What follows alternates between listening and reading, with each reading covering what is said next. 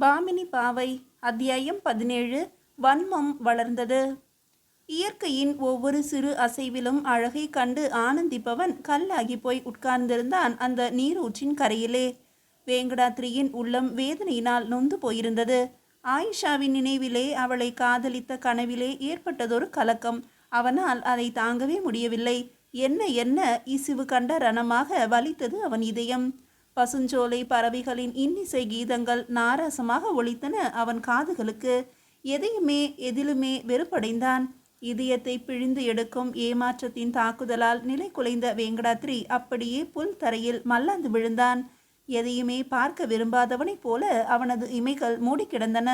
மனத்திரையிலே எண்ணங்களின் எழில் உருவாக ஆயிஷா அற்புத அழகோடு 1000 கோலங்களில் கோணங்களில் குதி போட்டு கொண்டிருந்தாள். ஆயிஷா ஆயிஷா என்று அரட்டலானான் அறவீட்டு இளவல். திடீரென்று மின்னலை போன்ற ஒரு ஒளி தோன்றி அவன் உடலை குலுக்கி எடுத்தது. ஆயிஷாவின் உருக்கமான வேண்டுகோள் அவனை வெற்றி கொண்டது. வெறியை அடக்கியது. விழிகளை திறந்தான் வேங்கடாத்ரி. ஒரு நீண்ட பெருமூச்சினால் ஆசையை எரித்து அழித்துவிட்டு புதிய மனிதனாக எழுந்து உட்கார்ந்தான். எல்லாம் கனவு. நடந்து முடிந்து போனதொரு நாடகத்தின் நினைவுதான். நிராசையை நிஷ்கலங்கமான உள்ளத்துடன் ஏற்க முயன்ற வேங்கடாத்ரி இப்போது அவன் உள்ளம் சலனமற்றிருந்தது. களங்கம் நிறைந்த காட்டாற்று வெள்ளமான காதல் வெறி மறைந்து சலசலத்தோடும் தெள்ளத் தெளிந்த நீரோடை போன்ற சகோதர பாசம் மேலோங்கி நின்றது. புனிதமான இந்த மாறுபட்ட நினைவினால் உடலிலும் உள்ளத்திலும் புதிய தெம்பு கூடி இருந்தது. அண்ணா ஆதில் ஷாவை தம் அருமை மகனாக வரித்து கொண்டார். நான் அழகி ஆயிஷாவை அருமை சகோதரியாக ஏற்றுக்கொள்ளுவேன். அன்பே ஆயிஷா, வேங்கடாத்ரி இந்த வினாடி முதல் உன் அன்பு சகோதரன் என்று கூறி காலடியிலே ஓடும் துங்கபத்ரை ஆற்றின் புனிதமான நீரை அள்ளி கண்களை துடைத்து கொண்டு எழுந்தான். அவன் உடல் சிலிர்த்தது. ஆயிஷாவை வேங்கடாத்ரி தன் சகோதரியாக ஏற்ற அதே சமயத்தில் அரண்மனையின் வேறொரு இடத்தில் விபரீதம் நிகழ்ந்து கொண்டிருந்தது. விஜயநகர சாம்ராஜ்யத்தின் மன்னர் என்ற பெருமைக்கு உரிய பொம்மை பெண்கள் புடைசூழ திண்டிலை சாய்ந்து கிடந்தது.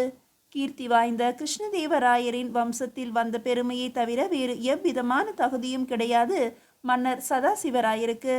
நாட்டின் ஆட்சியும் அதிகாரமும் அறவீட்டு சகோதரர்களின் கையில்தான் இருந்தன. மதுவையும் மங்கையர்களையும் அனுபவித்தபடி அரண்மனைக்குள்ளே அடைபட்டு கிடந்தார் அரசர். அதிலும் கூட அவருக்கு சில தாபங்கள் இருந்தன.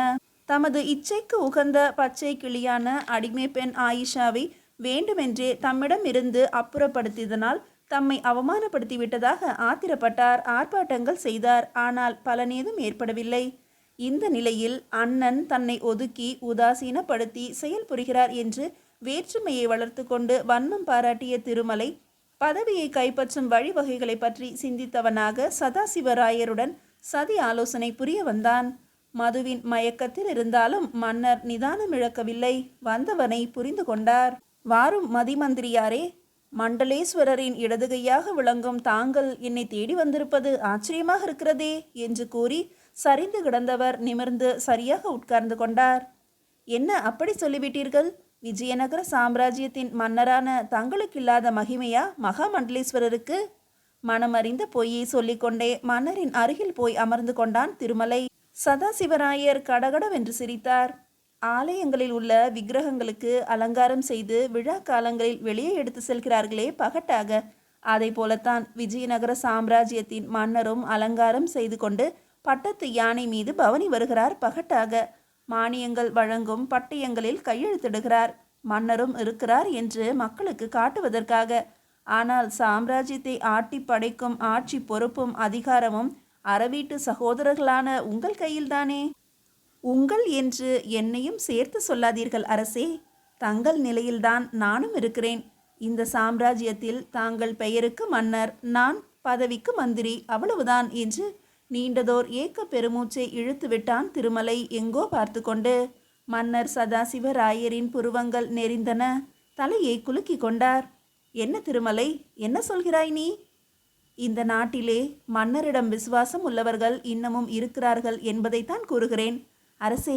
இல்லாவிட்டால் என்றைக்கோ ராமராயர் தம்மையே இந்த நாட்டின் மன்னராக பிரகடனப்படுத்தி கொண்டிருப்பாரே. அவன் பேச்சு இனிமையாக இதமாக இருந்தது மன்னருக்கு. உண்மையாகவா என்று கேட்டார். தன் பலத்தை தான் அறியாததனால்தான் யானை மனிதனிடம் அடிபட்டு கிடக்கிறது.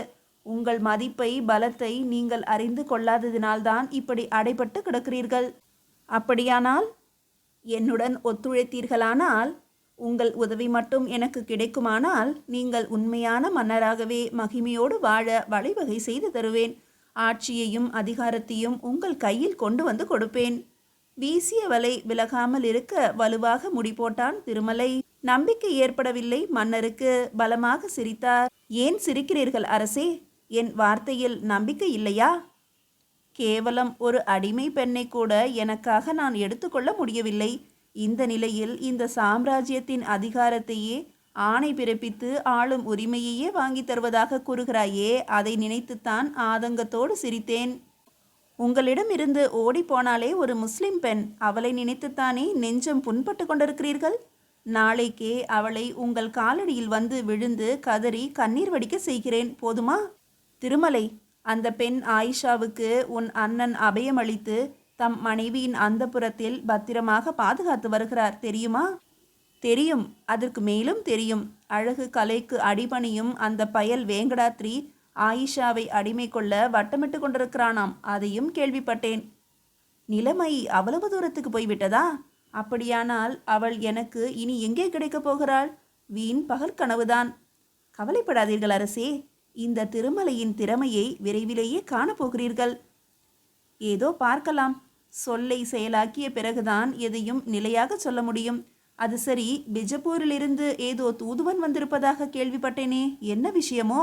அரசியலிலும் தனக்கு அக்கறை உண்டு என்பதை காட்டிக்கொண்டார் சதாசிவராயர்.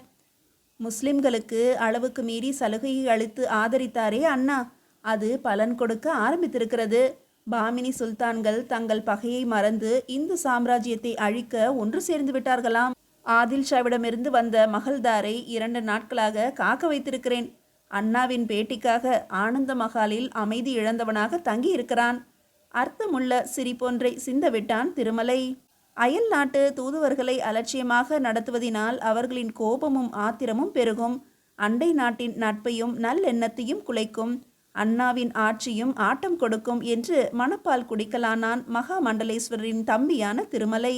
இதே வேளையில் ராமராயர் அலி ஆதில் ஷாவின் தூதுவனாக வந்திருந்த மகள்தாரின் கடிதத்தை படித்து கொண்டிருந்தார். விஜயநகர சாம்ராஜ்யத்தின் பராக்கிரமம் மிகுந்த மகா மண்டலேஸ்வரரின் சந்திப்பு எனக்கு இன்னும் கிடைக்கவில்லை. 2 நாட்களாக தலைநகரின் விருந்தினர் மாளிகையில் வேதனையுடன் காத்திருக்கிறேன். எங்கள் சுல்தான் அலி ஆதில் ஷாவின் அரசியல் முக்கியத்துவம் வாய்ந்த செய்தியை தாங்கிய லிகிதத்துடன் தங்கள் தரிசனத்துக்காக காத்திருக்கும் எனக்கு இதை கண்ட பிறகாவது உங்கள் சமூகத்திலிருந்து அழைப்பு கிடைக்கும் என்று எதிர்பார்க்கிறேன். ராமராயரின் கண்கள் சிவந்தன. அயல் நாட்டு தூதுவன் வந்து 2 நாட்களாக காத்திருக்கிறான் தன்னுடைய பேட்டிக்காக. ஆனால் இந்த தகவல் தனக்கு தெரிவிக்கப்படவே இல்லை என்பதை உணர்ந்தபோது அவர் உள்ளம் தவித்தது. உள்நாட்டு விவகாரங்களின் பொறுப்புக்கு உரியவனான திருமலையை அழைத்து வரும்படி செய்தி பறந்தது. ஆனால் வந்தவனோ வேங்கடாத்ரி. அவசர காரியமென்று அழைத்தீர்களாமே அண்ணா, திருமலை அவர் அரண்மனையில் காணோம், அதனால் நான் வந்தேன் என்று நின்றவனிடம் மகள்தாரின் கடிதத்தை மௌனமாக நீட்டினார் ராமராயர். லிகிதத்தை படித்த வேங்கடாத்ரி, தக்க மரியாதைகளுடன் தூதுவனை ஆனந்த மகாலில் தங்க செய்திருப்பார் அண்ணா. தங்களிடம் இதை உடனே கூறாததற்கும் ஏதேனும் காரணம் இருக்கும் என்றான். அந்த தூதுவன் கொண்டு வந்திருக்கும் செய்தி என்ன என்பது எனக்கு தெரியும். நமது ஒற்றர்கள் அது பற்றிய செய்தியை முன்னதாகவே அனுப்பிவிட்டார்கள். இருந்தாலும் அயல் நாட்டிலிருந்து வந்திருக்கும் தூதுவனை அவன் இப்படி ஒரு கடிதம் எழுதும்படியாகவா காக்க வைப்பது? நாளைக்கு தர்பாரில் வந்து அவனை சந்திப்பதற்கான ஏற்பாடுகளை செய். வேற்றுமையை உண்டாக்கி விரோதத்தை வளர்ப்பதற்கு இம்மாதிரியான சந்தர்ப்பங்களை எல்லாம் பயன்படுத்தி கொள்ள காத்திருக்கிறார்கள் விரோதிகள். இந்த வேளையில்தான் நாம் விழிப்புடன் இருக்க வேண்டும். மேலும் நாமும் சற்று விவேகத்துடன் நடந்து கொள்ள வேண்டுமல்லவா? சரி என்று சொல்லி விடைபெற்று சென்றான் வேங்கடாத்ரி. மறுநாள் அரசவையில் விஜயநகரத்தின் அரசியலை நிர்வகிக்கும் உயர் அதிகாரிகளும் பெருங்குடி மக்கள் பலரும் வந்து குழுமி இருந்தார்கள். ஆதில் ஷாவின் தூதுவனை சந்திப்பது மட்டும் அன்றைய தர்பாரின் நிகழ்ச்சி அல்ல. விஜயநகரத்தின் பழங்குடி மக்களும் நாடோடிகளுமான தொம்பர்கள் என்ற இனத்தவர்களின் கலை நிகழ்ச்சிகளை காணவும் சம்மதம் தெரிவித்திருந்தார் ராமராயர். ஆகவே ஆதில் ஷாவின் தூதுவனை வரவேற்று உரிய ஆசனத்தில் அமர செய்து பின் அவனை கௌரவிப்பதற்காகவே ஏற்பாடு செய்யப்பட்டது போன்ற அவர்களின் கலை நிகழ்ச்சிக்கு அனுமதி அளித்திருந்தார். தொம்பர்கள் கூத்து நடத்தி ஆடி பாடி தங்கள் திறமைகளை எல்லாம் காட்டினார்கள். சபையினரின் ஒருமுகமான பாராட்டை பெற்ற அந்த கூட்டத்தினருக்கு தாம்பூலம் அளித்து தட்டு நிறைய பொன்னும் மணியும் பொருளும் வைத்து கொடுத்தபோது அவர்களின் தலைமகன் தரையில் விழுந்து வணங்கி தங்களுக்கு இந்த பொன்னாலும் பொருளாலும் பயனேதும் இல்லை என்றும் விருந்து வைத்து வயிறார உண்டு கழிக்க 10 பன்றிகளை கொடுத்தால் போதும் என்றும் வேண்டிக் கொண்டான். அவர்களின் இந்த எளிய வேண்டுகோள் உடனே நிறைவேற்றப்பட்டது. கொழுத்த 10 பன்றிகளை கொண்டு வந்து அவர்களுக்கு பரிசாக அளித்தார் ராமராயர். இப்போதுதான் விபரீதம் நிகழ்ந்தது. பன்றிகளை கண்ட ஆதில் ஷாவின் அவையிலிருந்து வந்திருந்த தூதுவன் வெறுப்பும் வேதனையும் பொங்க தன் முகத்தை மூடிக்கொண்டான். தூதுவனின் இந்த அருவருப்பு செயல் சபையோருக்கு எரிச்சலை உண்டாக்கியது. நான் முஸ்லிம் இனத்தை சேர்ந்தவன். அசுத்தத்தின் இருப்பிடமான இந்த பிராணிகள் எங்கள் முன்னிலையில் வரவே கூடாது. அப்படி வருமானால் அவைகளை நாங்கள் காணவே கூடாது. முஸ்லிம் இனத்தை சேர்ந்த ஒருவன் பன்றியை பார்ப்பானாகில் அவன் அந்த கணமே இந்துவாகி விடுகிறான் என்று தன் செயலுக்கு விளக்கம் கொடுத்த மகள்தாரின் பேச்சை கேட்ட சபையோர் கொதித்து எழுந்தனர். ஆனால் வந்திருக்கும் தூதுவன் இம்மாதிரியான வன்முறை செயல்களுக்காகவே அனுப்பப்பட்டிருக்கிறான் என்பதை அறிந்த ராமராயர் மற்றவர்களை கை அமர்த்தினார். முல்லை முள்ளாலேயே அகற்ற வேண்டும் என்று தீர்மானித்தவராக அவனை நோக்கி, முஸ்லிம் இனத்தை சேர்ந்தவர்கள் கோழியை விரும்பி உண்ணுவீர்கள் அல்லவா என்று கேட்டார். ஆம், அது எங்கள் சுவைமிக்க உணவாயிற்றே என்றான் தூதுவன். ஆபாசத்தை தின்று வளரும் கோழியை சுவைமிக்க உணவாக உண்பீர்களா என்று அவர் கேட்காமல் கேட்டபோது தூதுவனின் முகம் சிவந்தது. பிராணிகளிலேயே அசுத்தமானது பன்றி, ஆபாசமே அதன் ஆகாரம். அத்தகைய பிராணியையே கொன்று தின்னும் இனத்தை மிக கேவலமானதாக இழிவானதாகத்தானே கொள்ள வேண்டும். நீங்கள் கூறுவது போல கோழிகள் ஆபாசத்தை தின்பதில்லை, தானியங்களையே தின்று தன் உடலை வளர்த்து கொள்ளுகின்றன என்று வாதாடினான். ராமராயர் நகைத்தபடியே, நாளை உனக்கு ஒரு உண்மையை காட்டுகிறேன் என்று கூறிவிட்டு நாட்டில் உள்ள பன்றிகளையெல்லாம் ஒரு கட்டிடத்தில் கொண்டு வந்து அடைக்க செய்தார். அவைகளுக்கு உணவாக கம்பு, கேழ்வரகு ஆகிய தானியங்களை தரையில் கொட்டி குவித்து கட்டிடத்தின் கதவுகளை மூடி முத்திரையிட செய்தார். மறுநாள் காலையில் தூதுவனின் முன்னிலையில் பன்றிகளை அடைத்திருந்த அறை கதவுகள் திறக்கப்பட்டன. தானியங்களை வயிறார உண்ட அந்த மிருகங்கள் அறையை ஆபாசமாக்கியிருந்தன. 100க்கும் அதிகமான கோழிகளை தயாராக வைத்திருந்தார்கள் வீரர்கள். பன்றிகளை அங்கிருந்து விரட்டிவிட்டு அந்த கட்டிடத்தினுள் கோழிகளை விட்டார்கள். தூதுவன் பார்த்து கொண்டிருக்கும் போதே கோழிகள் பன்றிகளின் அசுத்தத்தில் உள்ள தானியங்களை உற்சாகமாக கொத்தி தின்னலாயின. அதை கண்ட ஆதில் ஷாவின் தூதுவன் ஆத்திரமும் அவமானமும் அடைந்து தலையை கவிழ்த்து கொண்டான். ஆபாசமான பன்றிகளை தின்னும் இனத்தவர்களான இந்துக்கள் என்று குறைவாக மதிப்பிட்டாயே, இப்போது பார்த்தாயா? எங்களில் எல்லோருமே பன்றி இறைச்சியை உண்பதில்லை. ஏன், புலாலையே தொடாதவர்களும் எங்களில் உண்டு. எந்த இனம் உயர்ந்தது என்பது இப்போது நீயே சொல் என்றார் ராமராயர். தூதுவன் பதில் ஏதும் சொல்லவில்லை. அந்த அந்நியனின் ஆத்திரம் அடங்காததாக இருந்தது. விருந்தினர் விடை கொடுக்காத போதே விருட்டென்று எழுந்து வெளியேற முற்பட்டான். நில் என்ற ராயர், தூதுவனாக பிற நாட்டுக்கு செல்வதற்கு தகுதியற்ற உன்னை தேர்ந்தெடுத்து அனுப்பினார்களே, அவர்களுக்காக வருந்துகிறேன். நீ வந்த காரியத்தையே மறந்து வம்பு பேசி வன்மத்தை வளர்த்து கொண்டு போகிறாய். கொண்டு வந்த கடிதத்தையும் நீ கொடுக்கவில்லை. ஆனால் அதில் உள்ள விஷயம் எனக்கு தெரியும். அதற்கு விடை கூறுகிறேன். அதை போய் உன்னை அனுப்பியவர்களிடம் தெரிவி. பிஜப்பூருக்கு ஒரு காலத்தில் உரிமையாக இருந்து இன்று விஜயநகரத்தின் ஆளுகைக்கு உட்பட்டிருக்கும் சில பிரதேசங்களை திரும்ப கேட்டு நிருபம் வரைந்திருக்கிறார் உங்கள் சுல்தான், இல்லையா?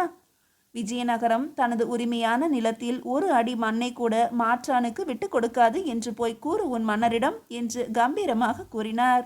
மேலும் முறைப்படி தாம்பூலமும் அவனது தகுதிக்கு உகந்த சன்மானங்களும் வழங்கி தூதனுக்கு விடையும் கொடுத்து அனுப்பினார் அறவீட்டு முதல்வரான ராமராயர். அவமானத்தின் அடியை தாங்க மாட்டாதவனாக அந்த தூதுவன் விஜயநகரத்திலிருந்து கிளம்பி நேரே பிஜப்பூர் சுல்தானின் அவைக்கு வந்தான். தலையில் சுற்றி கட்டியிருந்த தலைப்பாகையை அவிழ்த்து கழுத்தில் போட்டுக்கொண்டு கண்ணீர் வழிய ஆதில் ஷாவின் முன்பு மண்டியிட்டு விஜயநகரத்திலே தான் பட்ட அவமானத்தை சொல்லி அழுதான். பழிவாங்க வேண்டும் என்று படபடத்தான். ஆதில் ஷா அவன் கூறியவற்றையெல்லாம் அமைதியாக கேட்டார். தூதுவனாக சென்ற உனக்கு நாவடக்கம் இருந்திருக்க வேண்டும். இடம் பொருள் ஏவல் அறிந்து செயல்படும் திறன் இல்லாதவன் நீ. அவர்கள் நாட்டுக்கு போய் அதுவும் ராமராயரின் அவையிலேயே உன் இனப்பற்றை இங்கிதமற்ற முறையில் வெளிப்படுத்தியது உன் குற்றம். உன்னை இந்த மட்டோடு விட்டாரே என்று சந்தோஷப்பட வேண்டியிருக்கிறது என்றார் ஆதில் ஷா. இப்படி ஒரு செய்தியோடு தூதுவனை அனுப்பவே விரும்பாதவர் அவர்.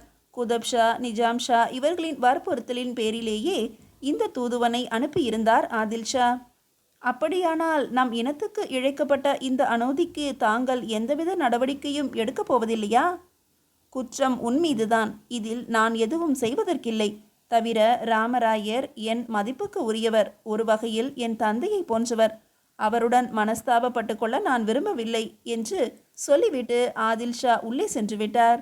ராமராயரின் அவையிலே அடைந்த அவமானத்தை விட ஆதில் ஷாவின் அலட்சியம் தாங்க முடியாததாக இருந்தது அவனுக்கு. ஆதில் ஷா போருக்கு ஆயத்தம் செய்வார் என்று நினைத்தான் அவன். ஆனால் நடந்ததோ வேறு. ராமராயரின் அவையில் அவமானப்பட்டு ஆதில் ஷாவினால் இப்போது கைவிடப்பட்ட இந்த நிர்கதியான நிலையும் பழிவாங்கும் வெறிக்குணம் மட்டும் அவனை விட்டு விலகவில்லை. ஏதோ ஒரு முடிவுக்கு வந்தவனாக வேகமாக அந்த இடத்தை விட்டு வெளியேறினான். நீதியை அடுத்த அத்தியாயத்தில் காணலாம்.